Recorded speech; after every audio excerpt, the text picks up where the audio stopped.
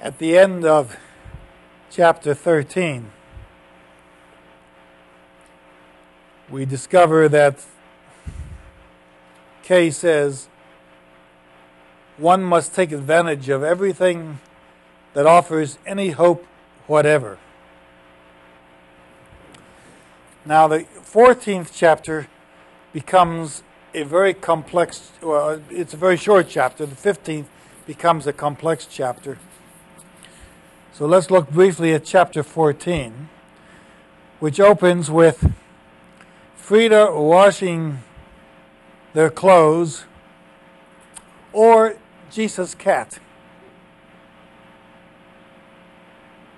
Jesus being the teacher.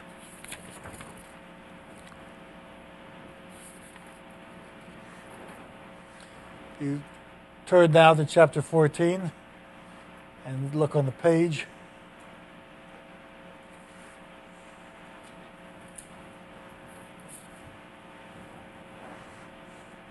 You'll see that the cat was left entirely in charge of Frida. For Schweitzer, Kay's acquaintance of the first evening, had arrived, had greeted Kay with a mixture of embarrassment and of unmitigated contempt, such as one accords to a debtor, and had vanished with Gisa into the other schoolroom. Schweitzer, see if this is on. Hello. Pardon me? Oh. I'm sorry, I just heard a sound and interrupted my thinking.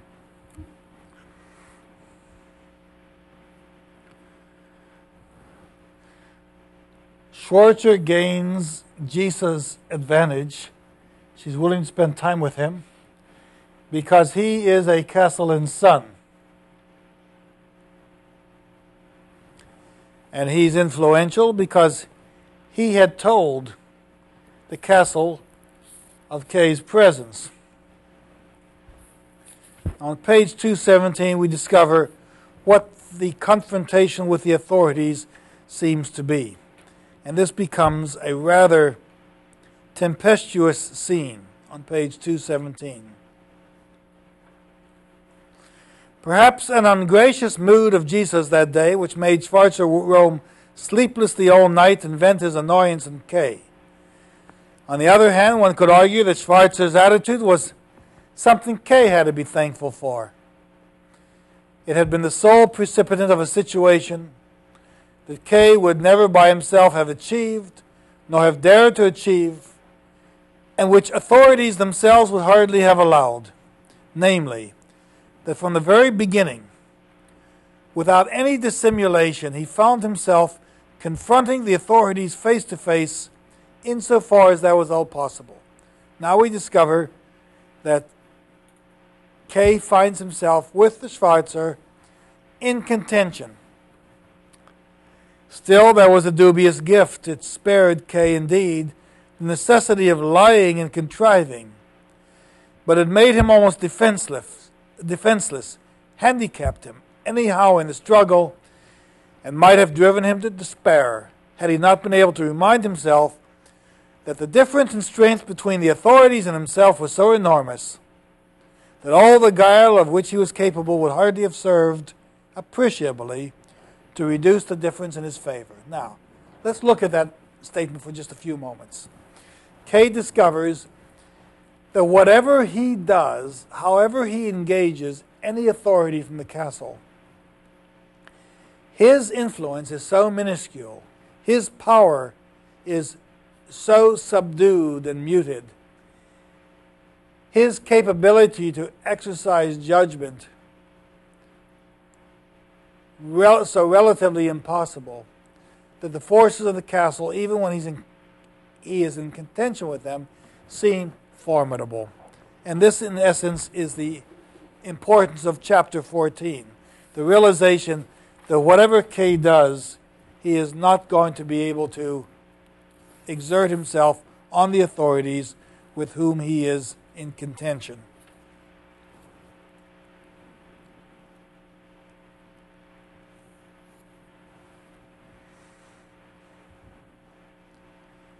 We find that on page 218, on Frida's account, Kay had refrained all day from going to Barnabas' house to make inquiries.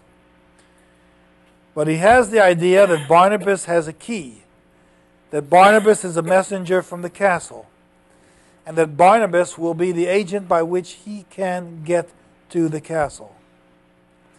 And so now he moves to Barnabas' house, where he meets Barnabas and Barnabas' sisters, Olga and Amalia. He finds there Olga ready to talk about everything, and Amalia, who spends her time quietly ministering to the to her aged father and mother, who are themselves ill, largely because of the suppression and oppression of the castle, and of their inability to right a wrong that they think had been done their family, and of their inability to find some way to ameliorate a situation in which the castle has alienated them from the community. So let's see how that happens, because now we're going to move on to chapter 15. Chapter 15 is a very complicated chapter, complicated by the fact that it is in several parts. First of all, you have events unfolding in the chapter, and we'll talk about them in a few moments.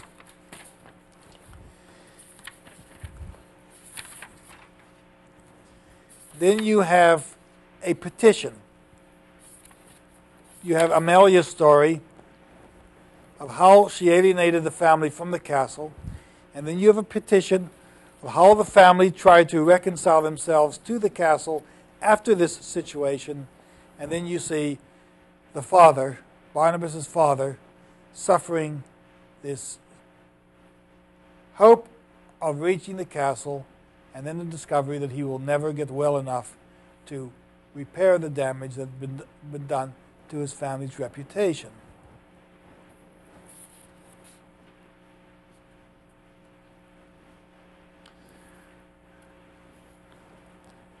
The 15th chapter begins showing us Amalia taking care of the old people day and night.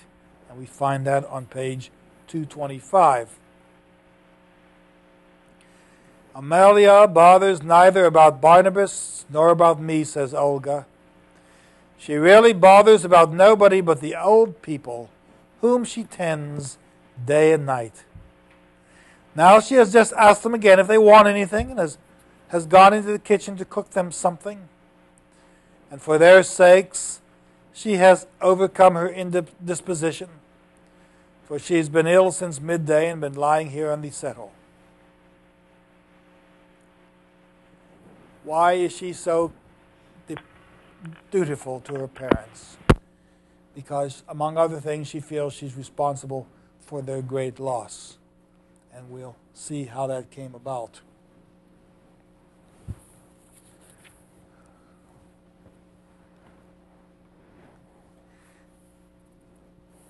Who is Barnabas? Barnabas is in the castle service. Olga tells us. Barnabas goes into the offices and is accepted by the attendants as one of themselves. He sees various officials, too, from a distance. He is entrusted with relatively important letters, even with orally delivered letters. That's a good deal, after all, and we should be proud of what he has already achieved for so young a man. Kay nods. He has a uniform of his own, too, hasn't he? You mean the jacket, said Olga? No, Amalia made that for him long before he became a messenger. But you're touching on a sore spot now. He ought not to have had a uniform, but a suit provided by the department, and he's been promised one. But of things of that kind, the castle moves slowly. And this is an interesting statement. Official decisions are as shy as young girls. Now, that suggests, of course, that officials really don't want to commit themselves. really want to be in the background, really would prefer not to come up with the answers. One of the things we discover is that Barnabas, though he's at the castle, doubts Clam's identity.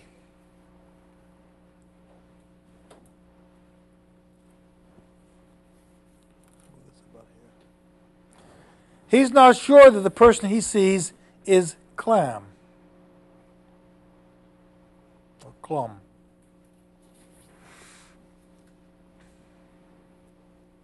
Barnabas speaks with officials. Barnabas is given messages. But who are those officials? And what are the messages? Now, so he says, he's assigned to Clom, who gives him his instructions in person. Well, that would be a great deal. Even higher grade servants don't get so far as that. It's almost too much to believe, almost terrifying. Only think. Directly assigned to Clam, speaking with him face to face. But is it really so? Well, suppose it is. Then why does Barnabas doubt that the official who is referred to as Clam is really Clam? Olga, said Kay, you surely must be joking. How can there be any doubt about Clam's appearance? Everybody knows what he looks like. Even I have seen him. Of course not, Kay, said Olga. I'm not joking at all. I am desperately serious. Yet I'm telling you that all this simply to relieve my own feelings and burden yours. But because Amalia directed me to tell you, since you were asking for Barnabas, and because I think too that it would be useful for you to know more about it, I'm doing it for Barnabas' sake as well. Once we realize that there's no knowledge, even that Barnabas might see Clam, and we do have the idea that Clam has a protean appearance, then the chapter continues in trying to identify whether in fact letters are directly from Clam or from some clerk. Now, Barnabas has a problem. He wants to be a messenger. He gets commissions. Let's look at page 34. He gets commissions. But this is exhausting work, not because he has to do a lot of work, but because he always has to be alert to what the opportunities are, just as Kay must be alert to what the opportunities are. The book tells us that Barnabas doesn't get letters directly from Clam, but from a clerk. And on no particular day, at no particular hour. That's why the service, we discover, however easy it appears, is really very exhausting. For Barnabas must be always on the alert. A clerk suddenly remembers about him, gives him a sign, apparently without any instructions from Clam, who merely goes on reading in his book. Sometimes Clam is polishing his glasses when Barnabas comes up, but often he does that anyhow. He may look at Barnabas, but the real issue is that you must always be on the alert to achieve what you want to achieve.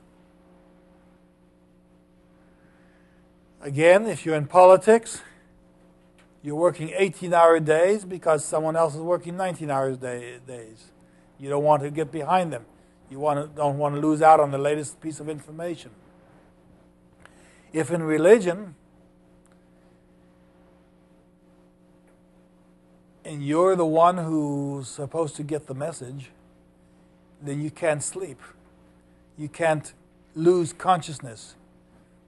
You can't go into a drug coma, because if the message comes to you that you're supposed to have from the divinity, you've got to be available to get it.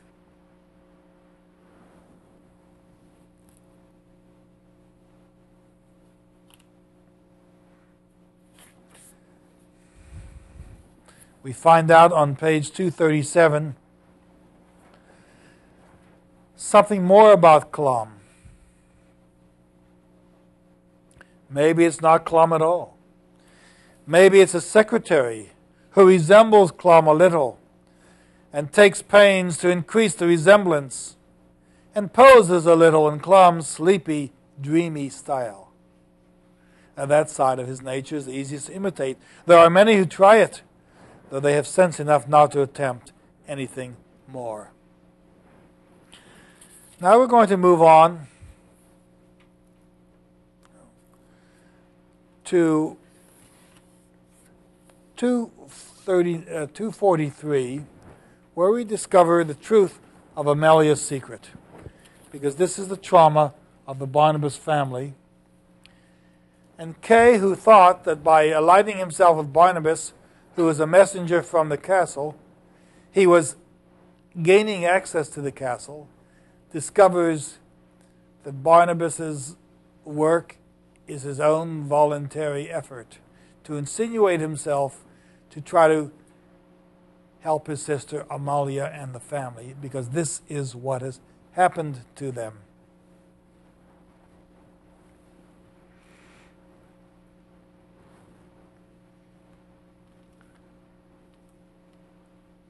At the annual 3rd of July celebration, sponsored by the fire brigade, the castle sent some units to participate. The village sent some units to participate. In fact, the village became so adept at conducting these July 3rd celebrations, and the castle was so inept that at one point there was some thought that the castle would be sending a delegation down to the village to find out how to do it right. And Barnabas' father was to be the deputy, the deputy to the director of the fire brigade. So the family was going to have a connection with the brigade. But there came into the situation a secretary to Clum known as Sortini.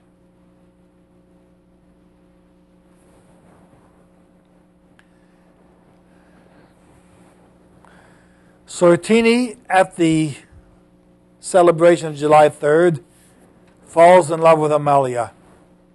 She's beautiful. In fact, so beautiful that Amalia, in order to honor herself and decorate herself during this celebration, was given Bohemian garnets by the Bridge Inn landlady to wear at the celebration.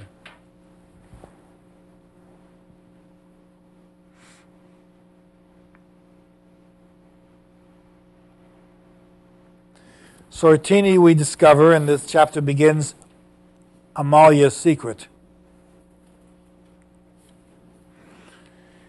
We find that Sortini not only falls in love with Amalia, but decides to get her attention by delivering by way of a messenger an obscene letter.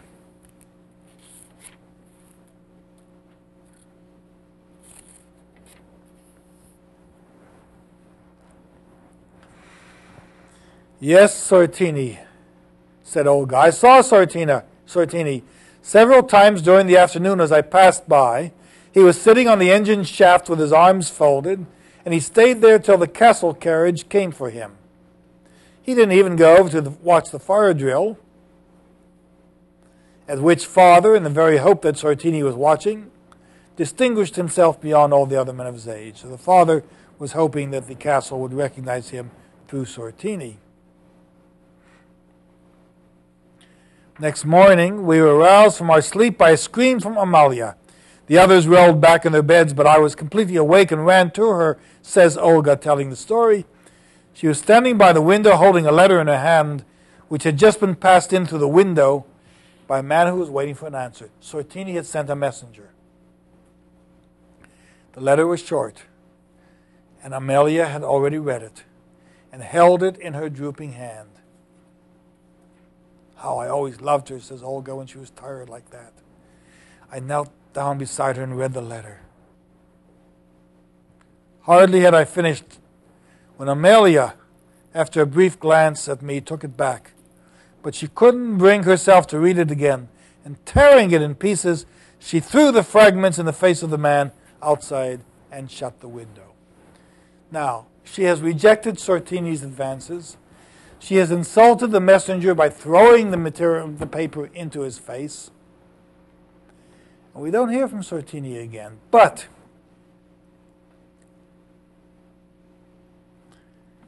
events begin to turn against the family.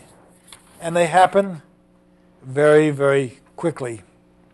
If you look at page 253,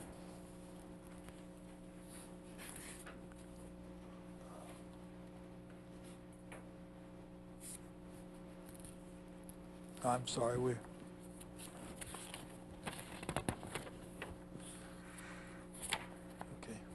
What happens is that the town discovers that Sortini has been insulted.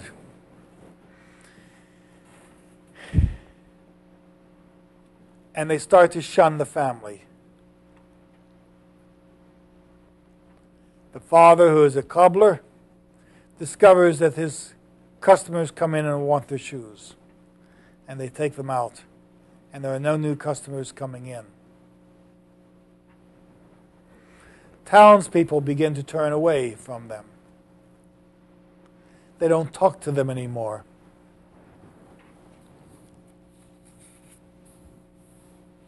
And let's look for that episode.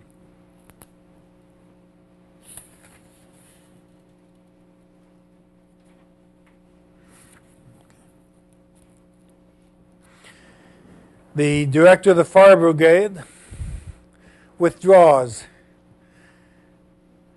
the father's position of deputy of the village fire brigade. And it's enough to break his heart.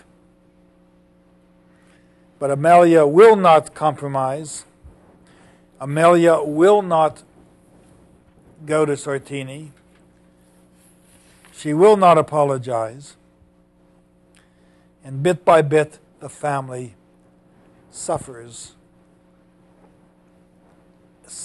almost a punishment of silence and alienation. No more work for the father. No more fire brigade position. The women themselves are shunned by others. And at page 255 we get this interesting statement. We're all supposed to belong to the castle, says Olga. And there's supposed to be no gulf between us, and nothing to be bridged over. And that may be true enough on ordinary occasions, but we've had grim evidence that's not true when anything really important crops up. We're all supposed to belong to the castle, but if the castle becomes indifferent, if the townspeople are subject to fear, then the family is not part of the castle, and the alienation becomes complete.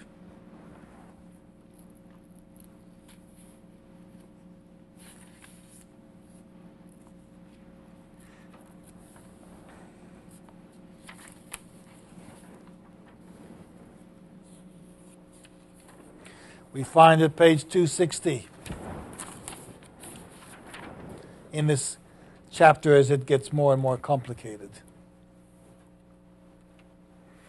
that Amalia's behavior to Sortini, Olga says, is the original cause of our being despised.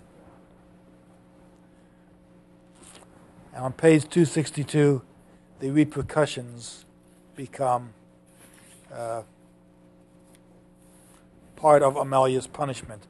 And we move into the punishment phase of this chapter, chapter 15, which is a seminal chapter. You see on page 262 that customers came and hunted the father's storeroom for the shoes they left to be repaired. Father tried to persuade them to change their minds, and we all backed them up as much as we could. But later he gave it up and without saying a word, helped them to find their belongings. Line after line in the order book was canceled. The pieces of leather people had left with us were handed back. And this is a key point. All debts owing us were paid. Businessmen would stay in business and they'd charge, and you'd like to keep charge accounts on the books because that means customers will come back. But when the customers pay off their charges, when they pay out their debts, when everything seems to be smooth,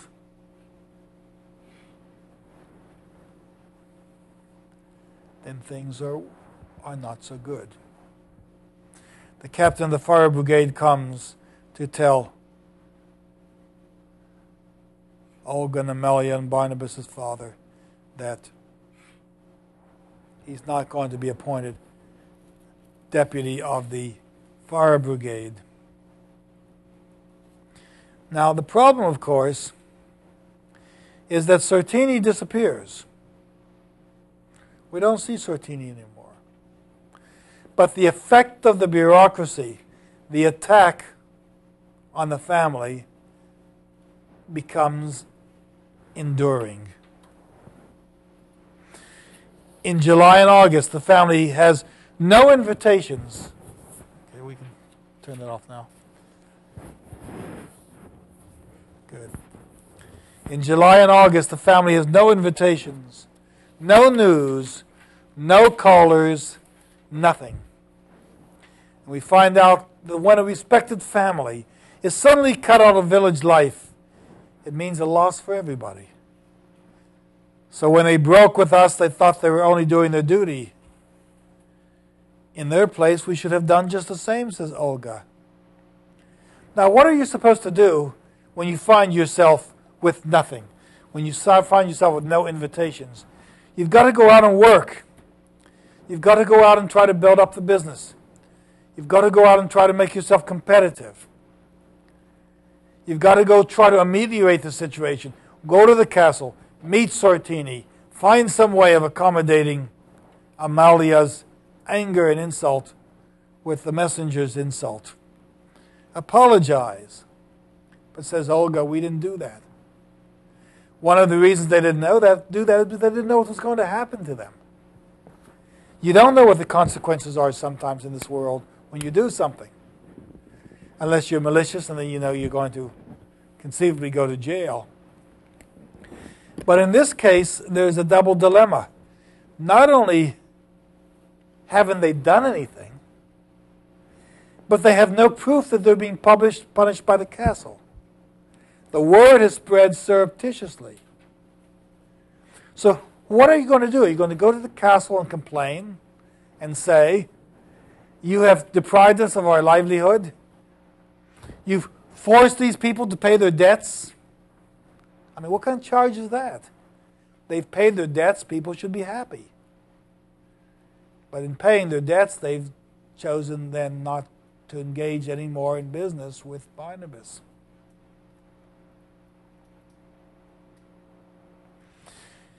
Instead of going out and trying to repair this problem, says Olga, we sat in the house. Not only we sit in the house, but because the family went into debt, they sold the house and moved into a small hovel. Brunswick, Hans's father, gets the chair, the mother's favorite seat that she used to sit in. And says Olga, we were no longer spoken of as ordinary human beings. Our very names were never mentioned. And on page 273, you have the discussion of poverty that they've fallen into. I want to read that again because, among other concerns, the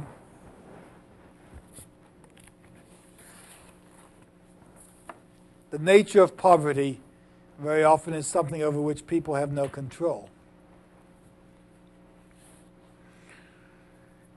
Relatives, we began gradually, says Olga at the bottom of page 272 here. We began gradually to feel the pinch of poverty as well. Our relatives stopped sending us things. Our money was almost gone. And that was the time when people first began to despise us in the way you can see us now. They saw that we hadn't the strength to shake ourselves clear of a scandal. And they were irritated. They didn't underestimate our difficulties, though they didn't know exactly what they were. And they knew that probably they wouldn't have stood up to them any better themselves, but that made it all the more needful to keep clear of us.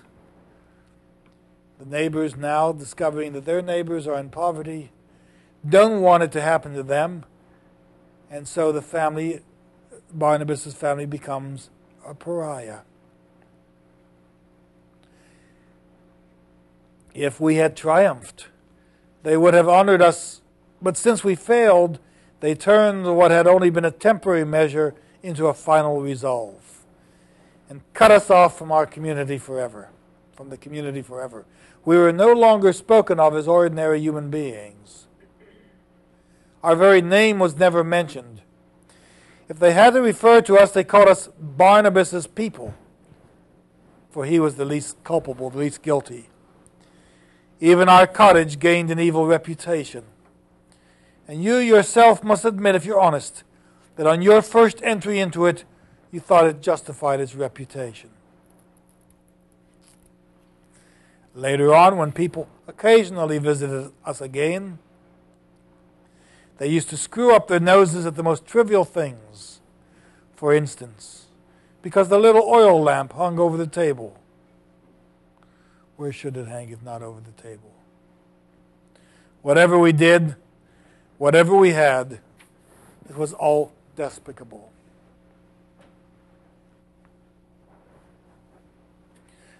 The chapter now moves from Amalia's story into the next section, petitions.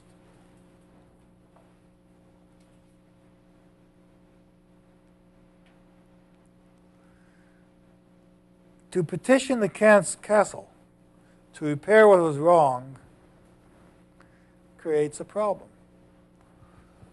What went wrong? Does anyone have evidence that Sortini wrote the letter? Does anyone have evidence that the messenger was insulted? Who spread the word that the family was anathema? The castle, says Olga on page 274 in the text, the castles always has the advantage. What was it that he wanted? What had been done to him? What did he want to be forgiven for, the father? When and by whom had so much as a finger been raised against him in the castle? Granted, he had become poor and lost his customers, but these were all chances of everyday life, and happened in all shops and markets. Was the castle to concern itself about things of this kind? No. It concerned itself about the common welfare. Of course, it couldn't interfere with the natural course of events for the sole purpose of serving the interest of one man. Now, you have to ask yourself, it all sounds good. One person has suffered, but there are natural causes. One person has lost his living, but it's not our fault. And even if it were, we've got to look at the larger issue. The numbers of people who actually benefit as against the one who seems to have been harmed.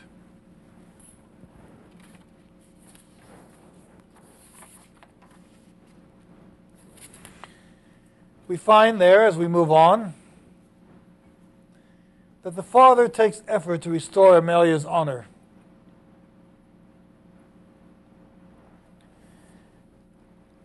He goes to clerks. He tries to bribe them.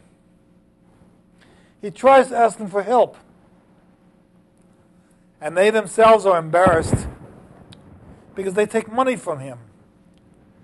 In taking money from him, they promise him and keep his hopes open. Oh, yes, I thank you. Thank you. I'll send a letter out today. Or the next time I see this person, we'll talk and see what the problem is. Or perhaps I can get a license and you can move in this direction. Always some hope. And the clerks always exact more and more money from the father until he is absolutely without hope. And he himself discovers that all his attempts at intervention have failed. Some of you perhaps have had that experience, either at banks, at the records office at the university,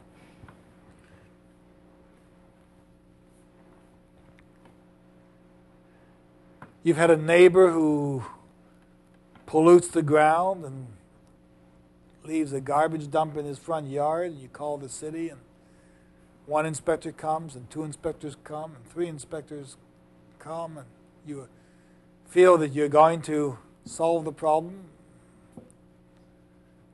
6 months later, you're still fighting the problem. But people have taken money from you, and people have promised you things, and you haven't gotten where you wanted to go. As Kafka attacks the bureaucracy, we get this statement on page 278. Officials are highly educated, but one-sided. In his own department, an official can grasp whole trains of thought from a single word. But let him have something from another department. Let him have something from another department explained to him by the hour. He may nod politely, but he won't understand a word of it. So Barnabas' father decides he is going to take action in his own hands. He's going to find a place on the road to the castle, and he's going to position himself there and wait for the time when Clom will come by.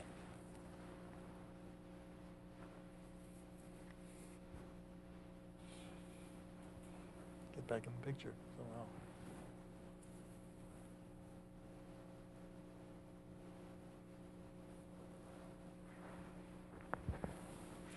There are several problems there. Number one, the father places himself on the road near Baratok, the vegetable seller.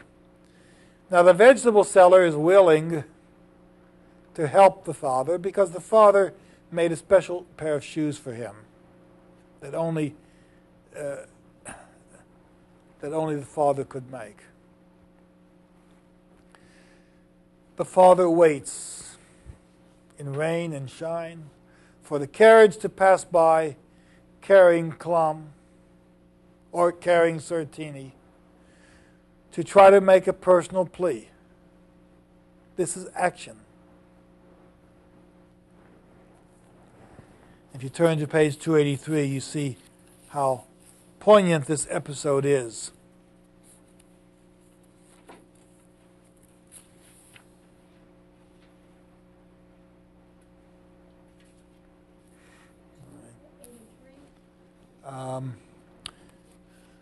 No, I'm sorry, 281. Thank you, 281.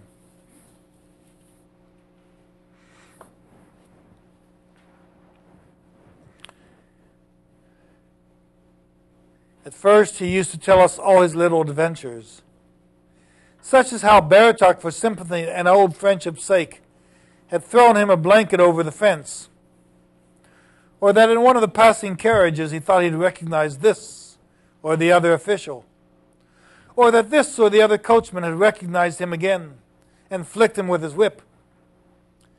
But later he stopped telling us these things.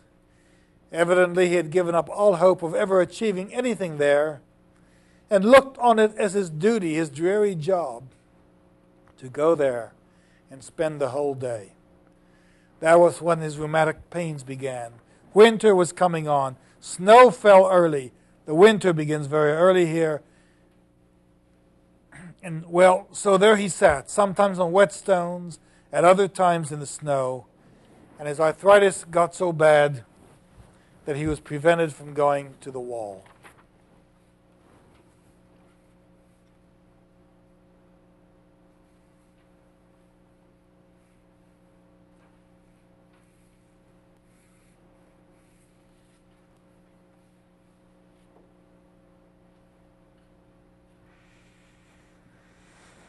as the story develops, we find Olga trying to establish certain plans. And this becomes the third part of this chapter, from Amalia's story to petitions to Olga's plans. We're now on page 283, where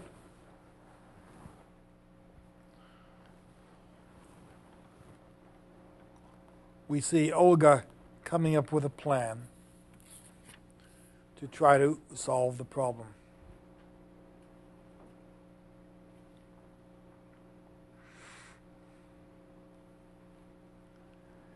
The plan is somewhat complicated. I don't want to go into all of the details at this point. But part of the problem involves Barnabas going to the castle, Barnabas becoming a messenger, Barnabas getting to the castle authorities. This goes on for 2 years after the father is bedridden. And then Olga realizes that nothing is going to materialize. Nothing is going to materialize. On page 292, you realize that Olga's exhilaration after 2 years now is going to fashion itself in disappointment. There is actually no opportunity for Barnabas' ambition. If you turn to page 294, you get a sense of the loss.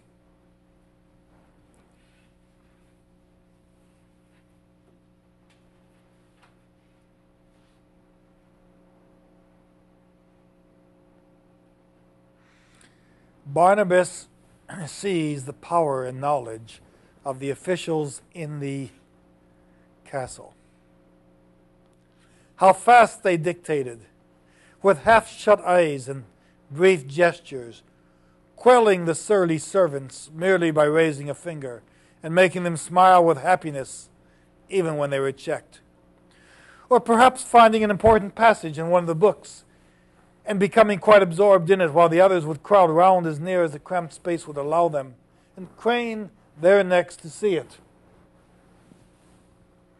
These things and others are the same gave Barnabas an exalted idea of those men. And he had the feeling that if he could get as far as to be noticed by them and could venture to address a few words to them, not as a stranger but as a colleague, true, a very subordinate colleague, in the bureau, incalculable things might be achieved for our family. But things have never gone that length yet. And Barnabas, says Olga, can't venture to do anything that might help toward it, though he's well aware that young as he is, he's been raised to the difficult and responsible position of chief breadwinner in our family on account of this unfortunate affair. It's at this point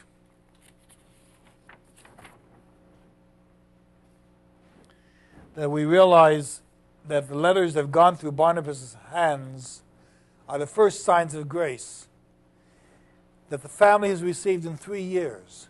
And when Barnabas, at this point, brings the letters to the land surveyor, he feels he's making progress. But 3 years have now gone by since the father had gone sick, had suffered arthritis, and found himself bedridden. All this, mind you, is a situation that Amalia realizes was owing to her refusal to accept the obscene letter of Sartini. And so, throughout this whole chapter, you have Amalia ministering to her parents, taking care of her father, in abject silence, realizing that she is the responsibility, the person responsible for their poverty, for the demise of their relationships with people in the community, and all because innocently she opposed a messenger from the castle. She's done nothing wrong. They can't complain against punishment. They can't ask for reprieve. They can't desire a pardon because nothing was done wrong. And yet the family suffers the empowerment of the castle. Now, the 16th chapter is a very short chapter.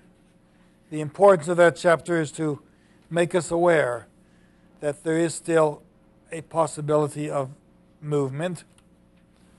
We realize that Kay meets Jeremiah. Jeremiah has aged, and Kay wants to know why he has aged. And he says that he and Arthur are no longer together all the time. When they were together and playing, they were like little children. But when they're separate from their spouses, when they're separate from their friends, when they're separate from those who would make them happy, then they age very quickly. Arthur is at the castle.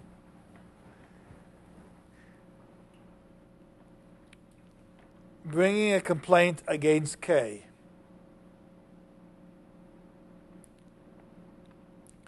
Jeremiah complains that Kay ruined the relationship with Frida when he took up with Olga. Jeremiah, now a waiter at the Aronoff bar room, informs us that Frida is back at the tap room. As long as Jeremiah is by himself, he can challenge Kay. He says he refuses to submit to fear. So these assistants who are innocent and these assistants who themselves suffer at the hands of Kay now are trying to exert their independence. But, of course, they are merely assistants, and their work is dictated and their future is dictated by the castle. Book 17 ends with Erlanger's request to have Kay meet him at the Aronoff. Erlanger is identified as one of Kay's clam secretaries. Let's look at that for just one moment. These are key episodes of Book 16. On the one hand, Kay realizes that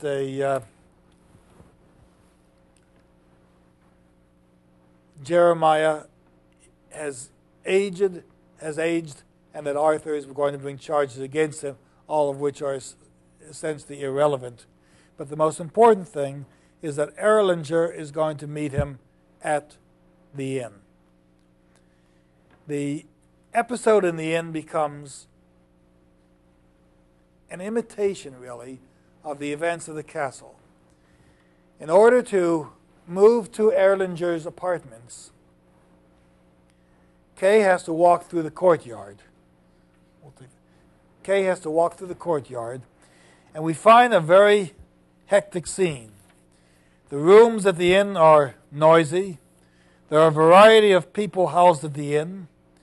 And as Kay walks toward the room where he thinks he's going to meet Erlanger, a servant says Erlanger is asleep on his bed.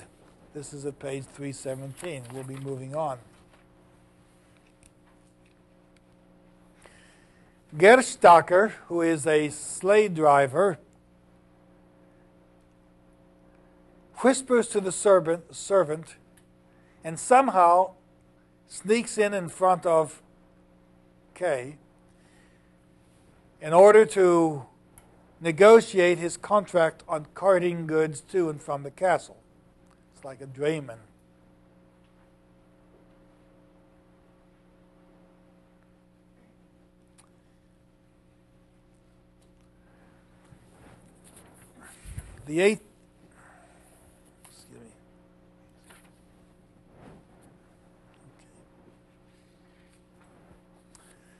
We move to the 18th chapter, in which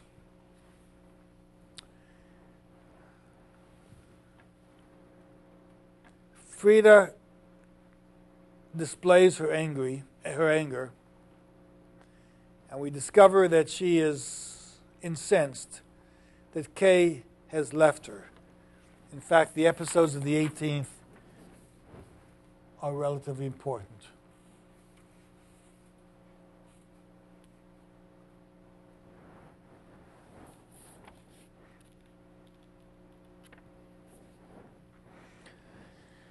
The 18th chapter shows Frida's attitude toward Kay. Frida denies Kay's thoughts on marriage. She complains of his infidelity, and she displays her anger against him because he has left her and gone on with Kay.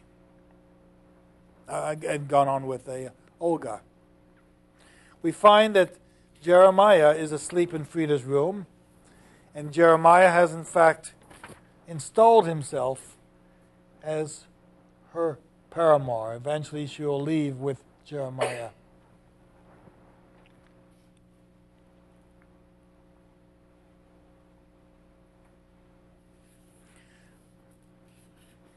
Now, the first part of the castle ends, or the main part of the castle ends.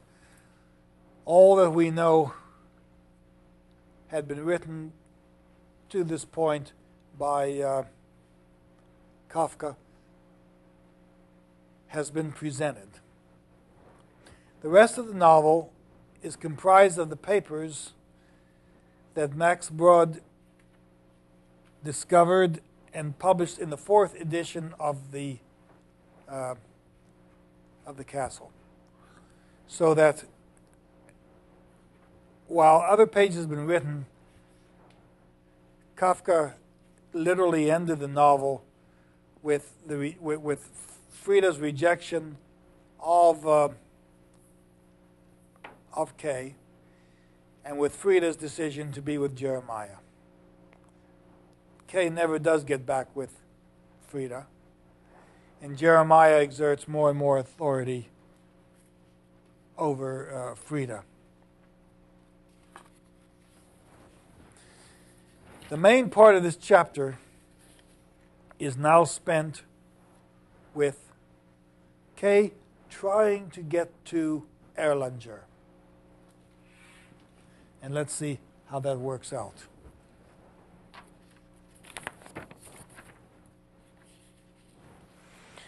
He moves to the sleeping quarters, and he finds there a room inhabited not by Erlanger, but by Erlanger's assistant, Burgel, B-U-R-G-E-L. Burgel is resting. And what happens is that all these petitioners are coming at night to the inn, because at night you can settle problems faster, and at night you don't have more long enduring problems. And at night the problems you don't solve become ephemeral and can be ignored. Again, the world of Kafka is a world of inexplicable contradiction.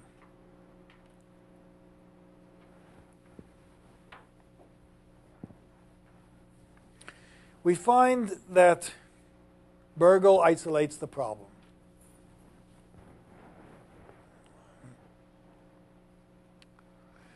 Burgel is a bureaucrat. Burgel says he had doubtless never in his life been so tired as Kay was now. He recognizes that Kay is in a state of exhaustion. Now, at this point, Kay has been through so much. He's reaching the point where he thinks he's going to be able to get through to Erlanger.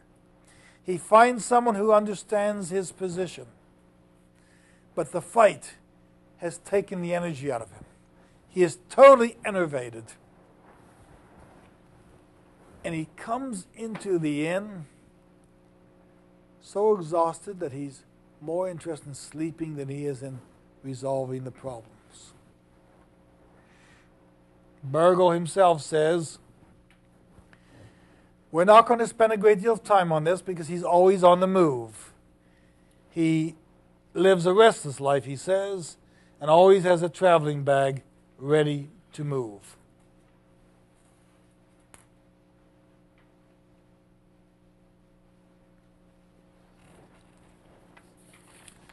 And Burgel isolates the problem immediately. All right?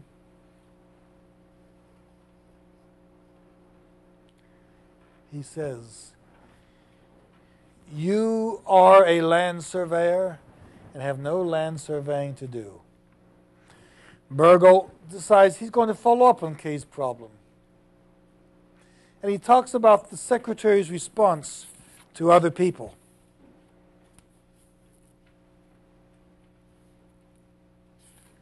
This becomes somewhat of a philosophical passage. What is reality and what isn't? What do you know and what do you not know? What is the phenomena of understanding and recognition, and what is in the mind that only people know themselves, that they can't convey to others, or at best have difficulty iterating to others. We find out that each agent has his own secretary. And that each secretary in the bureaucracy is able to perform certain distinctions for certain people. If you turn to page 338, we discover the bureaucracy. Among the secretaries there are of course those who are hard-working and those who are less hard-working, as everywhere. But none of them complains of excessive exertion, and least of all in public. That is simply not our way. In this respect, we make no distinction between ordinary time and working time. Such distinctions are alien to us. But what then have the secretaries got against night interrogation? Is it perhaps consideration for the applicants? No, it's not that either. Where the applicants are concerned, the secretaries are ruthless, admittedly not a jot more ruthless than toward themselves, but precisely as ruthless. We find that some secretaries, that an applicant in some cases finds a competent secretary. An applicant discovers a competent secretary.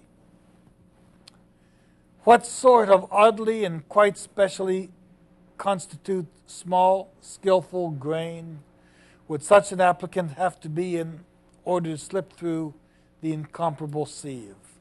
What is the issue there?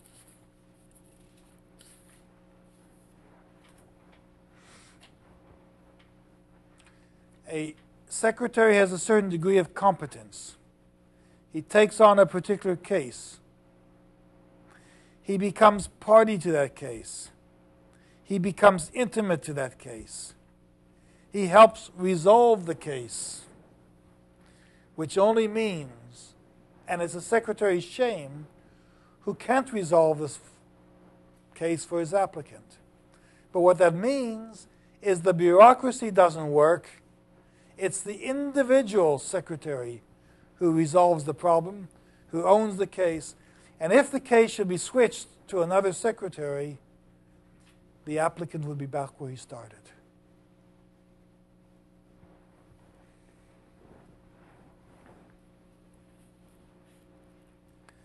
These are, after all, says Burgle, this is all a very personal affair, and one that in a sense gravely touches the official's sense of shame if a person doesn't resolve the problem that needs resolving.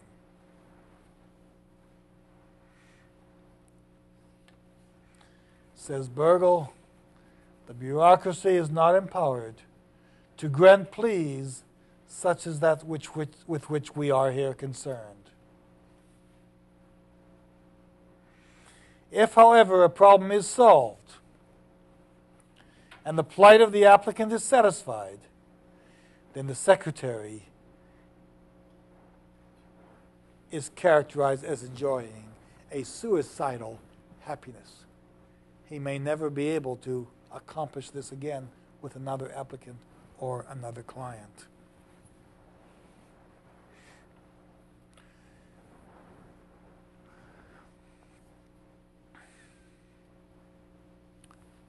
Kay falls fast asleep.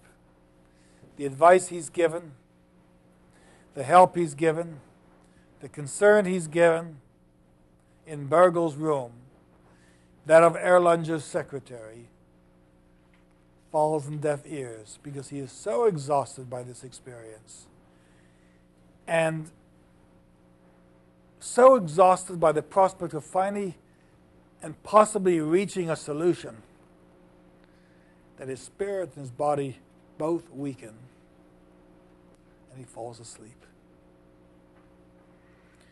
Now, there is an episode in Alexander Pope's poem, The Dunciad, where ennui sets in, where the world is taken over by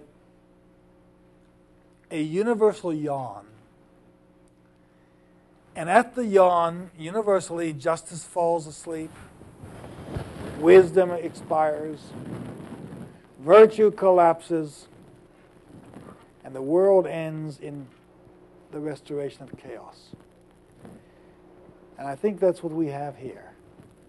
I think that the realization that he is almost at the end of the road, but then his collapse, his exhaustion, and his long sleep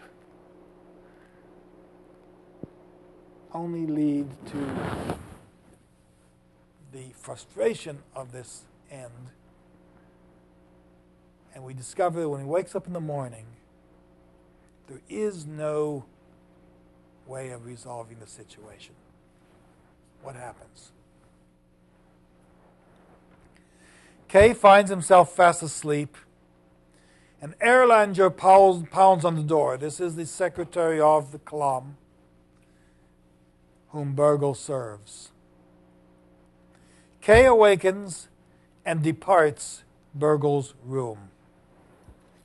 And we move into the 19th chapter, the critical 19th chapter, where we have the appearance of Erlanger.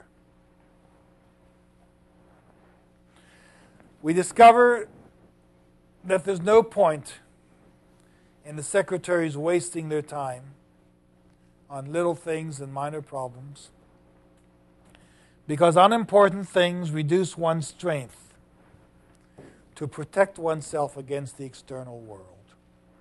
Unimportant things reduce one's strength to protect oneself against the external world. Erlanger gives orders that Frida must return to the tap room. And in the passageway, when all this is going on, Kay is standing. And he watches the morning open up. At 5 a.m. in the morning, all the assistants come running with stacks of paper and files for each of the secretaries. They stack piles of paper in the secretary's door. They want the secretaries to open the doors. They pound on the doors, but for some reason, the secretaries aren't responding. So many papers are ordered, so many packages of paper, so many pounds of papers, so much bureaucratic data are now being made available, and the secretaries don't answer the doors at each of the rooms where they've been positioned all night to meet applicants, and now are positioned in the morning to work again. Now, this is an interesting transformation of the inn into a castle. We're not at the castle. Where people have been sent into the village to serve the ends of the castle, but in the inn. We find one place where a sheet of paper has fallen from one of the bundles. And these assistants don't know what to do with this paper. The paper could be someone's case. Kay feels it may be his case. He rushes to get the paper, but the assistant tears it up, throws it away. How can this be? How can there be in this world of bureaucracy such indifference and such ultimate destruction of even a single document. Well, we get an interesting story here. Turn to page 363, and you get some statement which indicates that these things will happen. He tore the piece of paper into shreds and put the pieces in his pocket. It was probably the first irregularity that Kay had seen in the working of the administration. Admittedly, it was possible that he had misunderstood this too. And even if it was an irregularity, it was pardonable. Under the conditions prevailing here, the servant could not work unerringly. Sometime the accumulated annoyance, the accumulated uneasiness must break out, and if it manifested itself only in the tearing up of a little piece of paper, it was still comparatively innocent.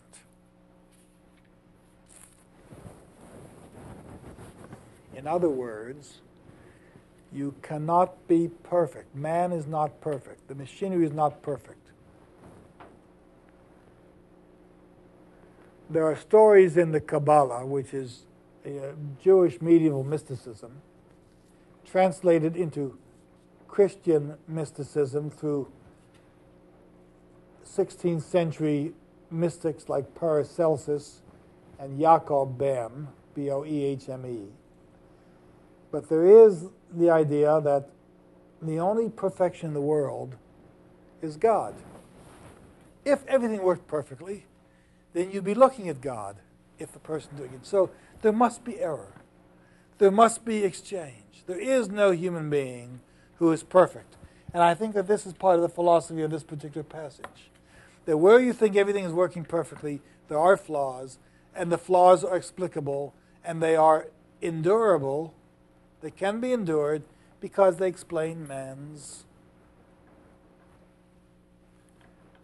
inherent ability to make mistakes. Gentlemen in the various rooms start yelling. They can't get the doors open. They won't open the doors. They won't come from behind the doors. Why? Because Kay is in the passageway.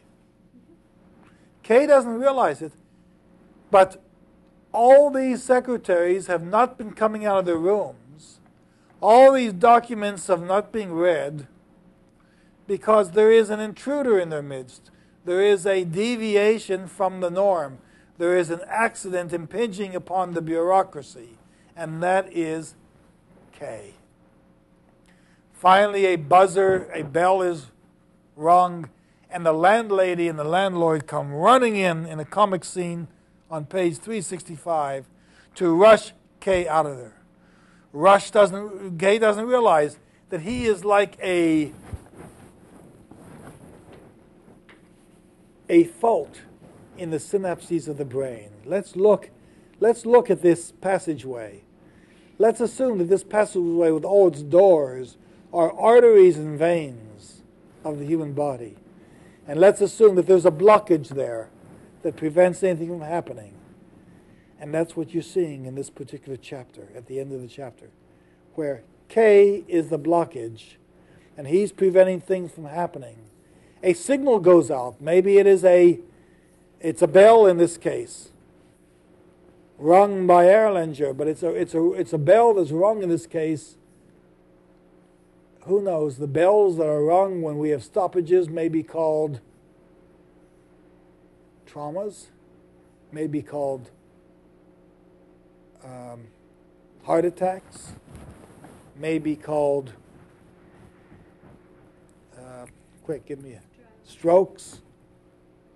But here we have a blockage in the passageway, in the inn, preventing all these various operators from functioning. And so Kay is rushed out of the room. He is so tired and so out of the passageway. He is so tired. He is so exhausted. At first, the landlady and the landlord want him to leave the inn, but finally they just let him collapse on a barrel and go to sleep. every effort made from the beginning of the novel to breach the castle walls, to locate Clum, to understand what his role is frustrated. Kay, at the end of the novel, is worse than he was at the beginning. Because at the end of the novel, at the beginning of the novel, he was a stranger, he befriended a family, he had people with him, he was given a job, he had a lover by the name of Frida, and now everything has dissipated, everything is lost. There is no out. There is no more hope for Kay, and he's exhausted. The last story we find in this novel is the story of Peppy. Peppy, the chambermaid, who is elevated to a barroom wench when Frida leaves. And the story of Peppy is a remarkable story. Just another one of those people coming in who thinks that there is hope when there is no hope. Who thinks that she can rise out of her class when she cannot rise out of her class. Who thinks that she can gain presence and posture and position and status when even though she has position and status and new clothing, she cannot overcome the inherent nature of her placement in this world. Her two girlfriends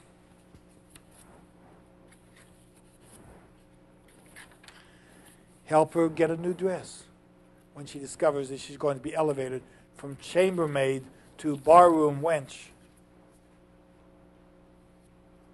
Unfortunately, she's given a beautiful dress, which she has to wear day and night because she only has the one dress. She is unable to get fine underclothing, unable to buy fine shoes, and so her effort to displace Frida is an impossible task from the beginning.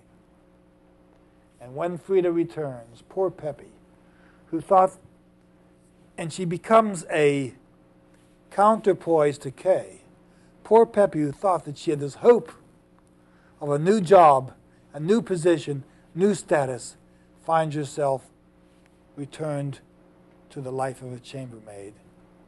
And I want to read that passage to you because it's very, very poignant.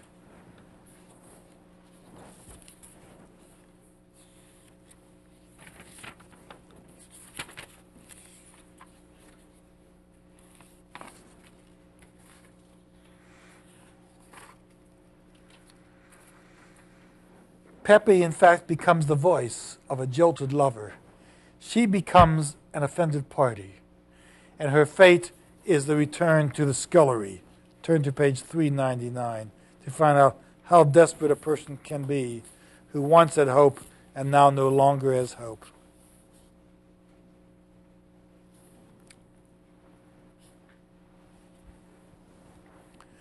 Peppy is not going to wait till Frida comes and makes a triumph out of taking over the job. She has already handed over the till to the landlady. She can go now. The bunk downstairs in the maid's room is waiting for her. She will come in, welcomed by the weeping girls, her friends, who will tear the dress from her body, the ribbons from her hair, and stuff it all in a corner where it will be thoroughly hidden and won't be an unnecessary reminder of times better forgotten. Then she will take the big pail and the broom, clench her teeth, and set to work. In the meantime, however, she had to tell Kay everything, so that he would not have realized this even now without help. I mean, he would not have realized the frustration she experienced without her telling him her story. Kafka's The Castle is a book that you can approach in a number of ways to demonstrate futility in this world. When people find themselves in a situation from which they cannot extricate themselves, they are in a Kafkaesque world. When people discover there is no more hope, when they discover that there is no more communication, when they discover that they have lost even the meager beginnings they began with, as Pepe does. She at least had some hope, and now she doesn't even hope as the chambermaid. Then the world is chaotic. You have the return to chaos, and you have invariably the 20th century dilemma of men and women overrun and defeated by the bureaucracy. Is there no wonder that the Nobel Prize winners felt that Kafka gave them insight into the 20th century? And perhaps Kafka, because he's leading us into the next three novels, helps us understand the difference between hope and despair and the ultimate malaise one experiences where no hope exists. Well, it's a formidable novel, and next week we'll discuss a very different one, but one that may not be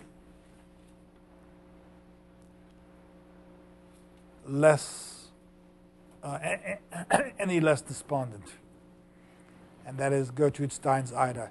It's a small book, but you'll wrestle mightily with it.